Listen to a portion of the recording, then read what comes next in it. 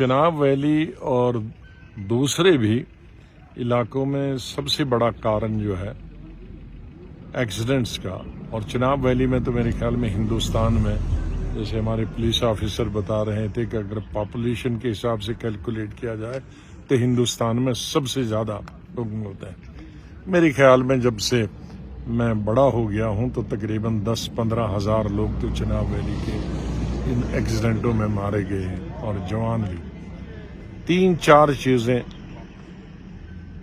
पर मेरी नोटिस में एक तो ये तो खैर बड़ी बस थी, उसका कारण यह है कि बड़ी बस वो मैनवर नहीं करती है। जैसे ये भी अभी मोड़ पे है, 2 लेन तो है लेकिन स्पीड से जब आई तो सीधे चलेगी। एक तो स्पीड को रोकना, दूसरा एक वक्त था ऐसे 60 साल पहले, 50 साल पहले, उन दिनों ट्रैफिक पुलिस बड़ी इफेक्टिव थी।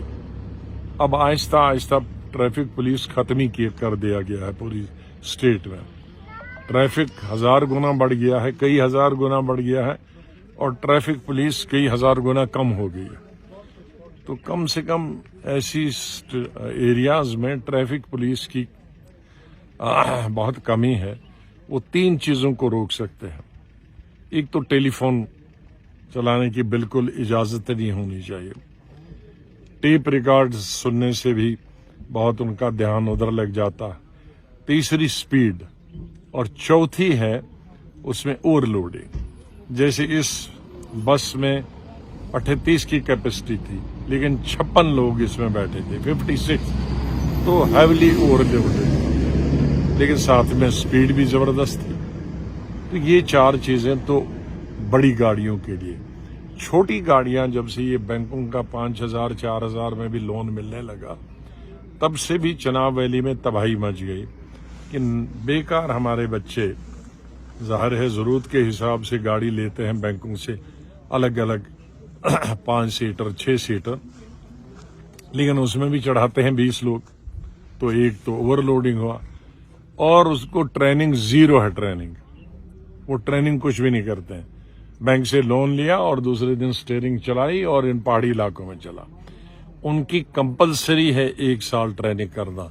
जो भी बैंक से लोन ले तो ड्राइवर ट्रेंड होना चाहिए, अगर नहीं है, अनएम्प्लॉयड यूथ है, तो उसको ट्रेनिंग देना चाहिए, और ओवरलोडिंग उसमें भी देखनी चाहिए।